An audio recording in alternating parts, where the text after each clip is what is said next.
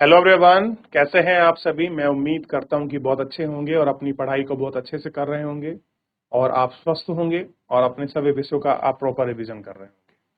तो बच्चों, जैसा आपको पता है, हमारा जो है समष्टि अर्थशास्त्र की बुक चल रही है और उसी में हम सेकेंड चैप्टर देख रहे थे और आपका मुद्रा और बैंकिंग की बात कर रहे थे और हम लोग मनी क्या होती है और मनी से पहले किस तरह से हमारी सामाजिक व्यवस्था थी, वाटर हार्वेस्टिंग, सॉरी मैं क्षमा चाहूंगा, जो आपका विनिमय जो आपकी प्रणाली थी, ठीक है, वो क्या थी, किसको हमने समझा, किस तरह से विविधता पाई जाती थी, क्या उसकी कमियां थी, क्या लेख थे, वस्तु विनिमय प्रणाली की सीमाएं क्या थी, इनकी मुख्य उद्देशिका क्या थी, मूल्य क्या था, इनके अनुसार मुद्रा के रूप क्या थे, ठीक। इन सब चीजों को विस्तृत संकुचित किस प्रकार से व्यवस्था था, ये हमने यहाँ तक देख लिया। मुद्रा के रूप। आज हम बात करेंगे मुद्रा के कार्यों की, कि बेसिकली मुद्रा के कार्य क्या। तो हम बात करने जा रहे हैं आपका जो मुद्रा है, मुद्रा के कार्यों का। तो बात करेंगे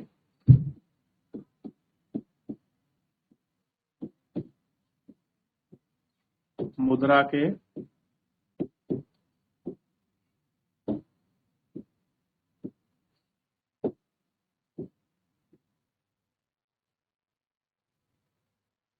मुद्रा के कार्य।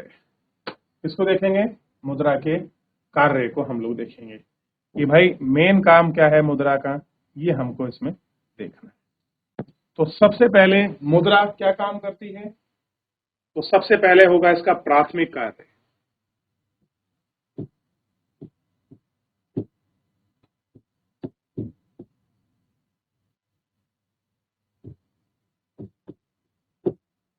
प्राथमिक कार्य। और प्राथमिक कार्य में क्या है?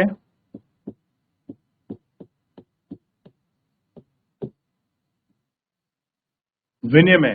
क्या है? विनिमय का माध्यम होगी।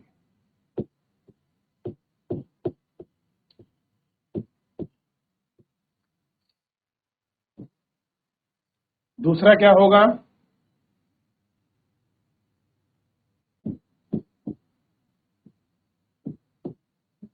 मुद्रा का मापदंड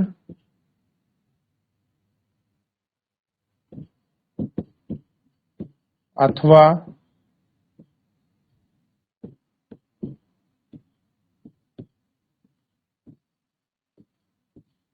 मुद्रा की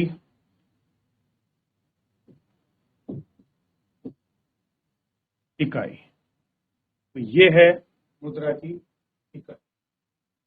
अब कुछ इसके मुद्रा के जो है गौण कार्य हैं, यानी कि जो प्रमुख कार्य हैं,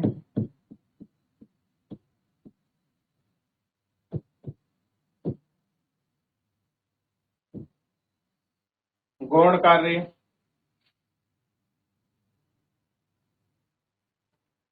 जैसे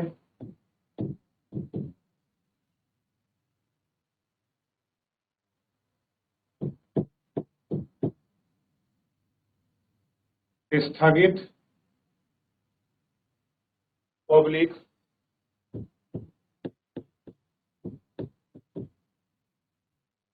भविष्य में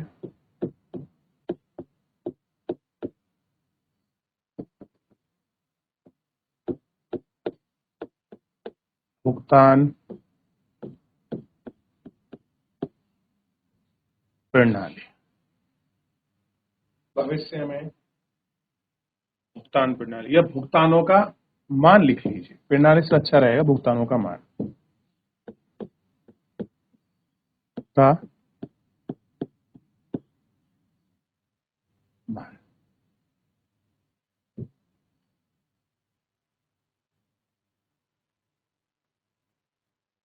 मूल्य का संचय।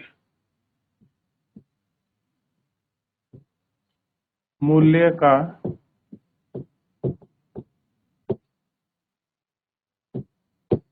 संचय।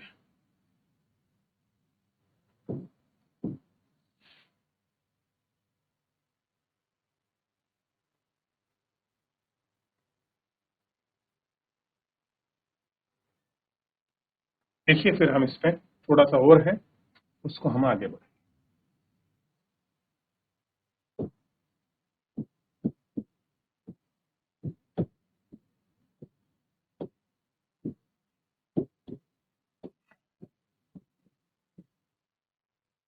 चलिए कर लीजिए जल्दी 30-30 सेकंड का एक एक अगर पेज जल्दी आप कॉपी करेंगे तो हम लोग जल्दी अपना काम अपना कोर्स को बढ़ाते चलेंगे, देखते चलेंगे।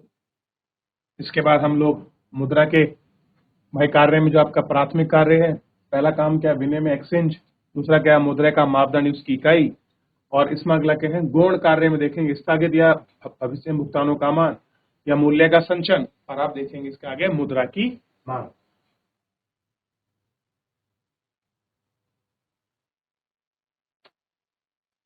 तो ध्यान रखेंगे गौण कार्य स्थगित भविष्य में भुगतानों का मान मूल्य का संचय क्या है ये हम देख रहे हैं। इसके आगे देखेंगे अब हम आगे बात करेंगे इसी में। अब आपकी मुद्रा है, मुद्रा यानी कि पैसा मनी, तो मुद्रा की क्या होगी बच्चों, मुद्रा की मांग भी होगी, ये मैंने आपको बताया है।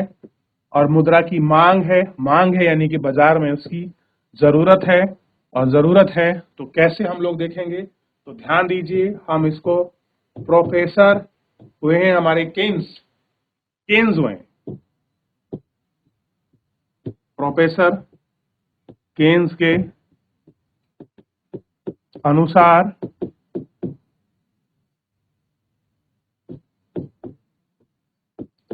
मुद्रा की मांग 3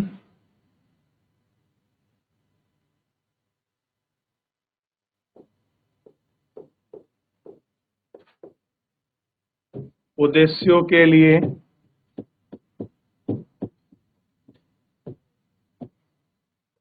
की जाती है।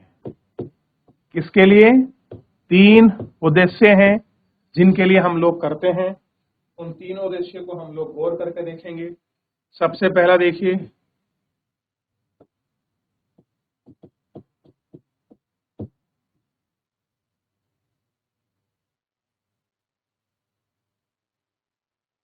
सौदे के लिए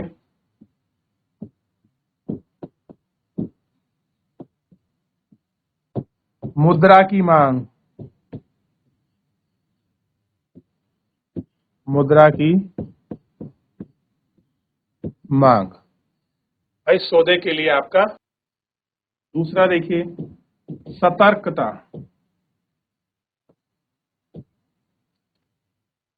कैसी है, सतर्कता।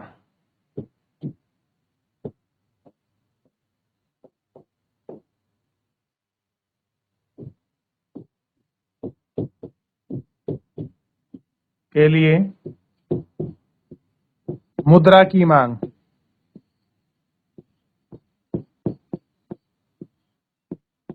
ध्यान रहेगा इतना, क्लियर है मेरे बच्चों। और तीसरा देखिए सट्टे के लिए मुद्रा की मांग,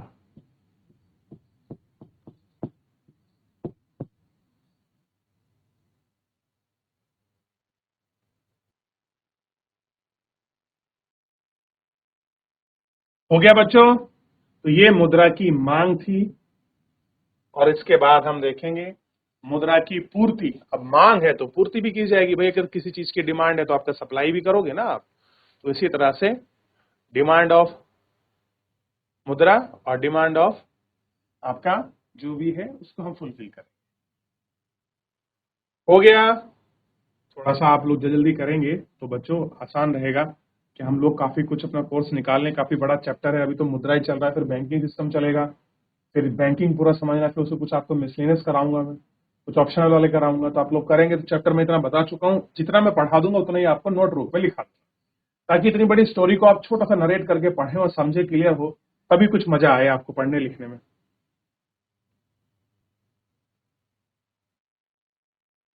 चलें आगे बढ़ जाए, शाबाश। तो कर लिए सभी बच्चों ने कॉपी, हम बढ़ रहे हैं आगे।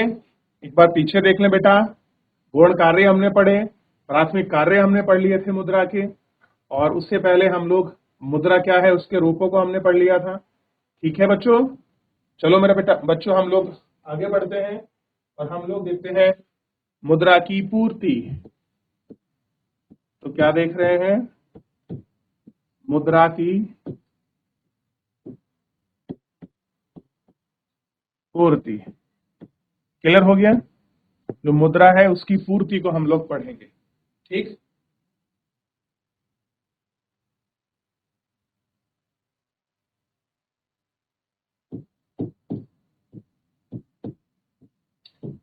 मुद्रा की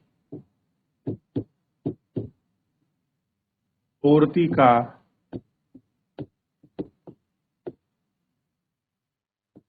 संबंध क्या है? मुद्रा की पूर्ति का संबंध एक निश्चित समय पर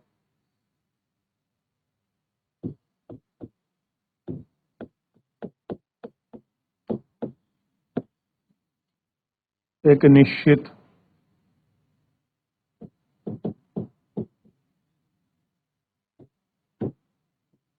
समय पर देश के लोगों के पास, देश के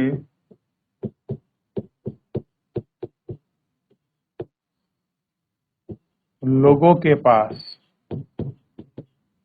क्या होगा? कुल मुद्रा होगा या कुल मुद्रा का स्टॉक होगा?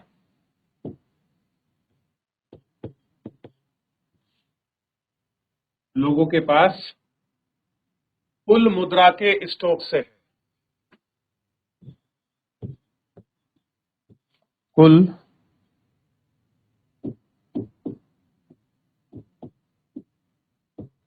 मुद्रा के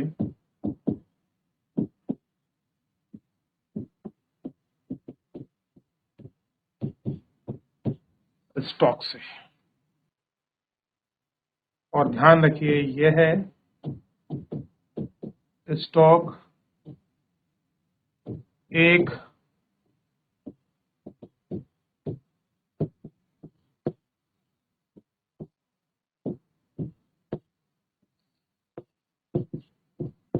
अवधारणा। स्टॉक क्या है? एक अवधारणा है। ध्यान रहेगा इतना।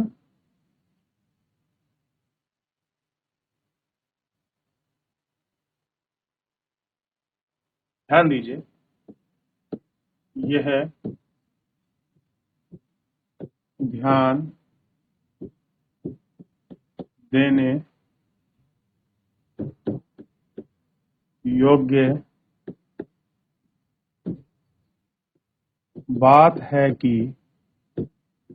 क्या बात है ध्यान देने योग्य? सोचिए कि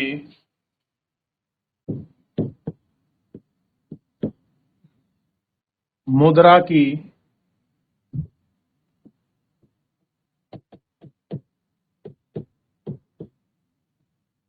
आपूर्ति, आपूर्ति लिख लीजिए, पूर्ति लिख लीजिए।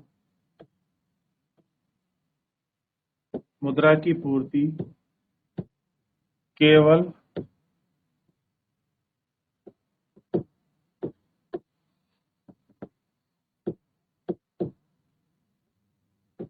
केवल स्टॉक को शामिल किया जाता है।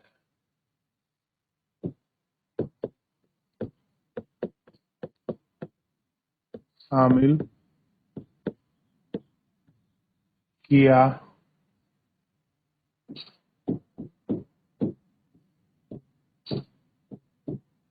शामिल किया जाता है जो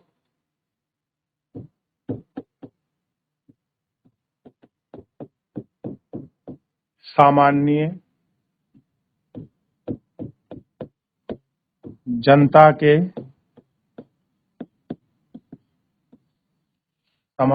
के पास होता है।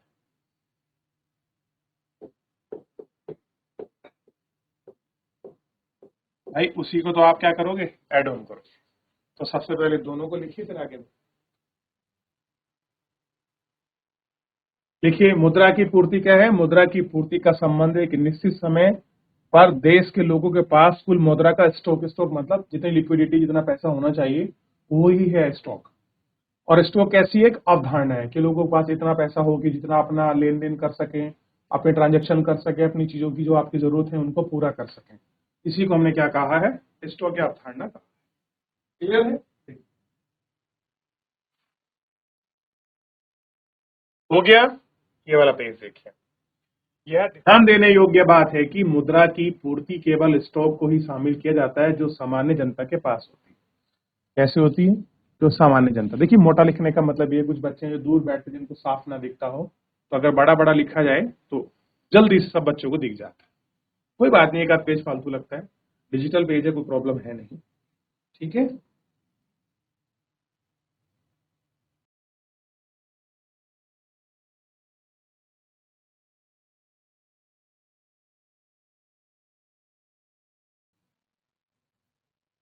मुद्रा के उत्पादक वे हैं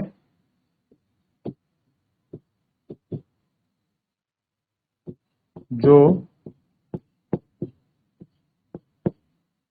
मुद्रा की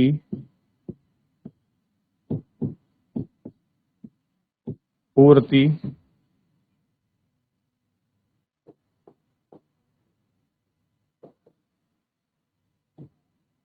जो मुद्रा की पूर्ति करते हैं।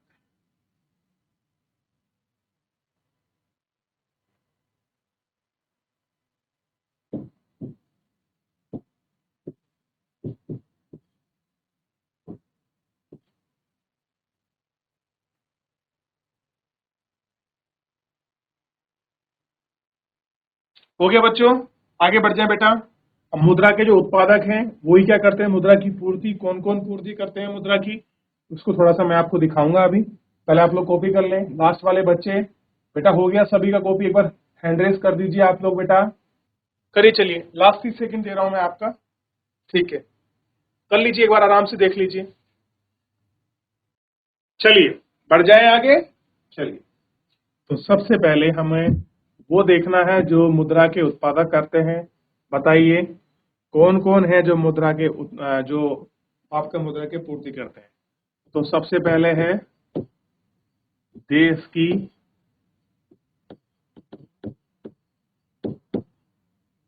सरकार,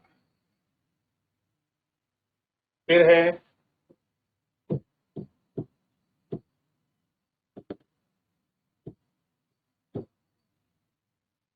केंद्रीय बैंक, और चौथा कौन है, कमर्शियल बैंक।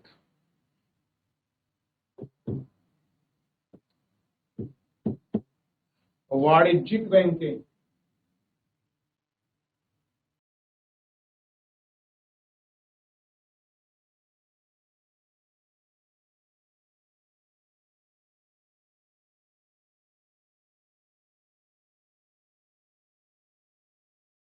केंद्रीय बैंक, वाणिज्यिक बैंक।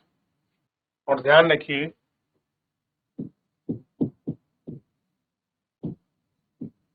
भारत में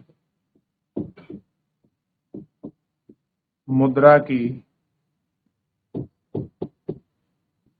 माप को, भारत में मुद्रा की माप को नियुक्त करने वाले होंगे, भारत में मुद्रा की पूर्ति के माप 4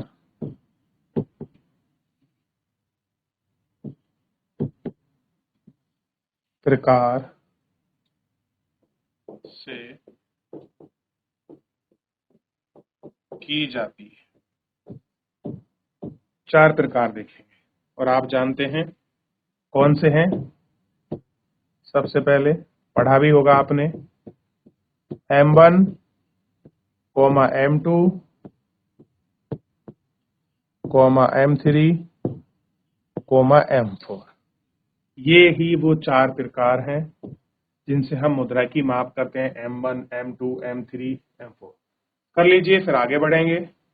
और थोड़ा इसको आप वेरी वेरी इंपॉर्टेंट कर लीजिए। ठीक है, ये इंपॉर्टेंट कर लें। ठीक है, इंपॉर्टेंट करके चल। करिए बेटा, फिर आगे बढ़ेंगे। चले आगे बढ़े। सबसे पहले देखिए एम, M1, M1 में क्या है?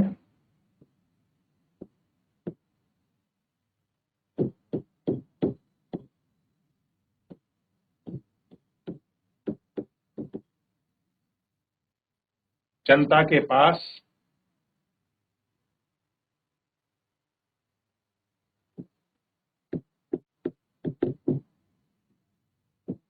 करेंसी,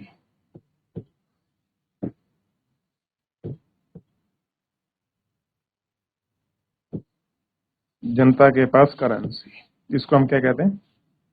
सी से इंडिकेट करते हैं। प्लस, ध्यान रखिए, जनता के पास करेंसी प्लस, प्लस है आपकी मांग जमा। मांग जमा क्या बोलते हैं? डीडी, डिमांड ड्राफ्ट होता है ना मांग जमा, प्लस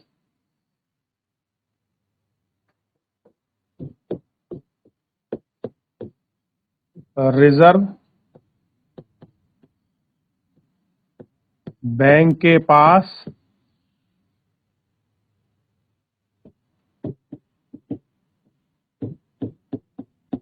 मांग जमा।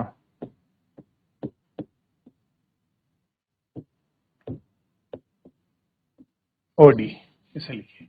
तो M1 का मतलब है जनता के पास जितनी करेंसी है प्लस जितना मांग यानी कि लोग पैसा निकालने के लिए आए हैं, और जितना आरबीआई के पास, रिजर्व बैंक मतलब आरबीआई के पास जितना मांग जमा है, उसी को आपको ध्यान रखना है। ठीक है, चलिए देख लिया इतना, करिए।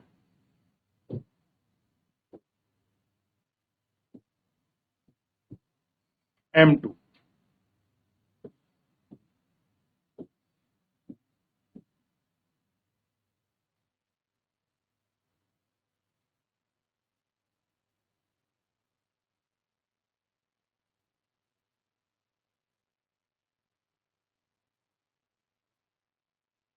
करिए बच्चों, फिर आगे बढ़ेंगे।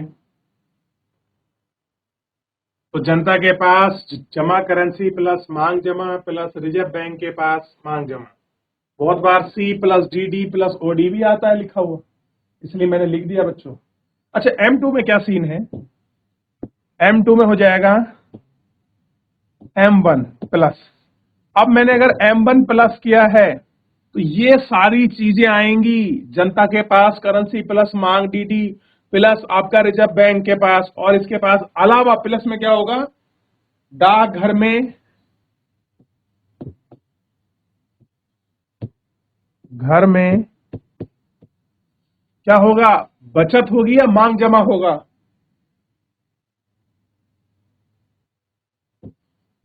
बचत जमा, बचत जमा।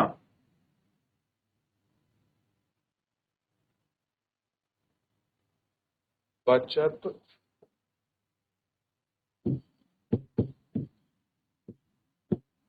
बैंक में जमा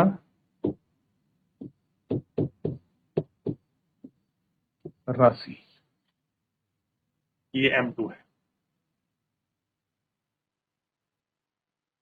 लिखिए बेटा, बहुत इंपॉर्टेंट है। M1 M2 बहुत बहुत ज्यादा परेशान करती हैं और समझ नहीं आती हैं। आप अभी तो छोटी क्लास में हैं, 12th में हैं, ग्रेजुएशन पोस्ट ग्रेजुएशन कहीं भी आप जाइए, आप बैंकिंग करिए, कंपटीशन तैयारी करिए, आप पूछेगा M1 क्या है, M2 क्या है, M3 कैसे है, लिक्विडिटी क्या है, करेंसी के वैल्यू क्या, फंक्शन कैसे है, काम कैसे करती है, बड़ा परेशान करती है उससे एम जमा की। इसमें क्या एम जमा में जनता की मांग होगी, बैंक ड्राफ्ट है कि नहीं है, बैंक जमत किस में होगा, तो हमें कंफ्यूजिंग होता है, इसलिए मैं बहुत धीरे धीरे करा रहा हूं। तो अगर पूछ लिया जाए बैंक घर की जो डाक बचत है वो किस में आती है, तो M2 में आती है।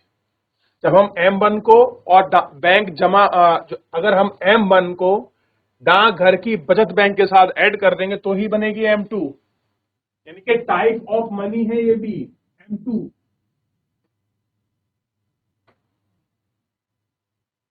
चलिए आगे बढ़े, अब बात करेंगे M3 की।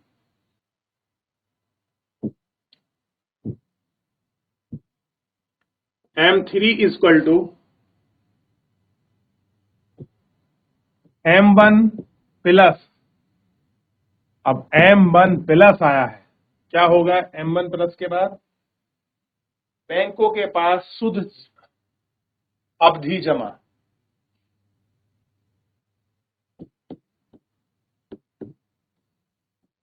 बैंकों के पास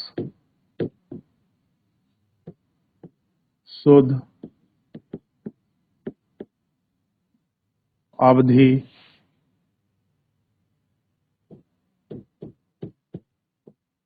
जमा।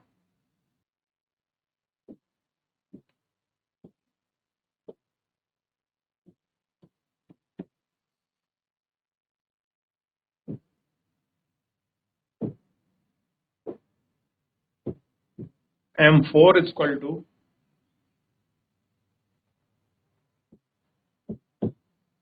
M3।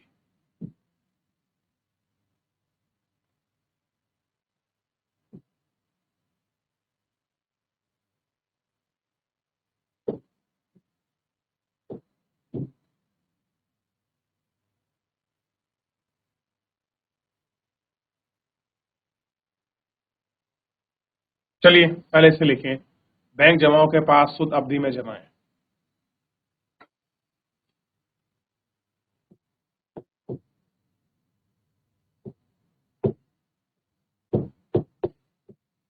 डाकघर में बचत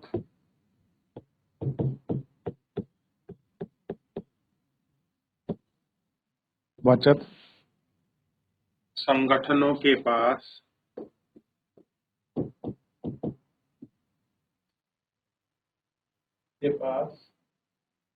समस्त जमा राशि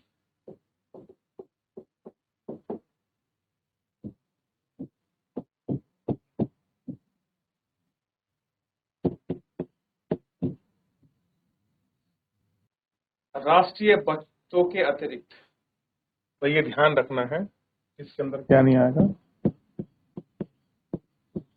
राष्ट्रीय जो बचत है, जो सेविंग है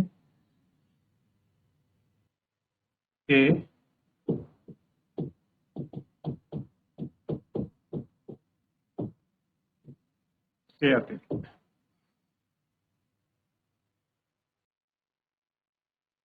चलिए करिए।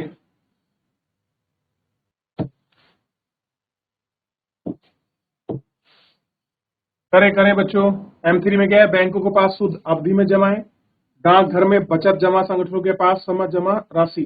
कर लीजिए, वापस एक बार फिर पढ़ेंगे, बहुत इंपॉर्टेंट है। जब भी हम डेली पढ़ेंगे इस वाले पॉइंट को जरूर हम आपका 30 सेकंड या 1 मिनट इसका रिवीजन करेंगे ही करेंगे, तो ही हमको याद होगा M1 M2 M3 कैसे ऐड ऑन होगा। पूछ लू M2 कहाँ ऐड हो रहा है, आप कहेंगे सर M2 M3 में होगा, जबकि आप मुझे बताओ कहाँ हुआ है M2। M2 तो अपने आप में बिल्कुल अलग है, लग रहा है M2 कहीं ऐड हुआ है, M1 M3 ही ऐड हो रहा है, M2 ऐड ही नहीं हुआ। ये सारी चीजें हमको ध्यान रखनी है बच्चों। चलें आगे बढ़ जाएं। अब इसमें लास्ट, अब आप देखिए बैंकिंग का मतलब मुद्रा का सारा काम खत्म। अब हम इसमें जो है नए टॉपिक पर बढ़ रहे हैं और आपको क्लियर होना चाहिए, इसीलिए आप ध्यान रखिए। और इसका नाम है बैंक एवं बैंकिंग की परिभाषा। बैंक एवं बैंकिंग की परिभाषा, क्या लिखना है, बैंकिंग की परिभाषा।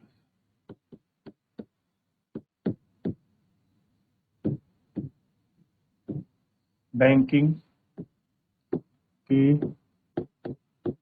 परिभाषा,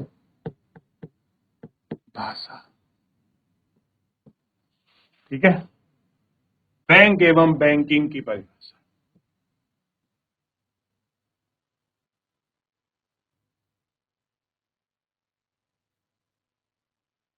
चलिए, बैंक एवं बैंकिंग की परिभाषा, इससे आपको घर से पढ़ना है, घर से तैयार करके लाना है, क्योंकि अभी मैंने आपको बैंकिंग नहीं पढ़ाया है।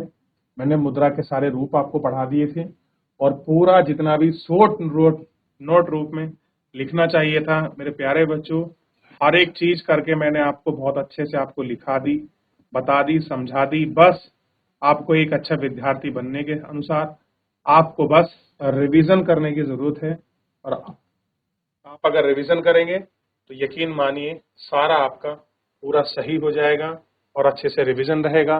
फिलहाल जो है आज के लिए इतना ही, मिलते हैं नेक्स्ट लेक्चर में। धन्यवाद।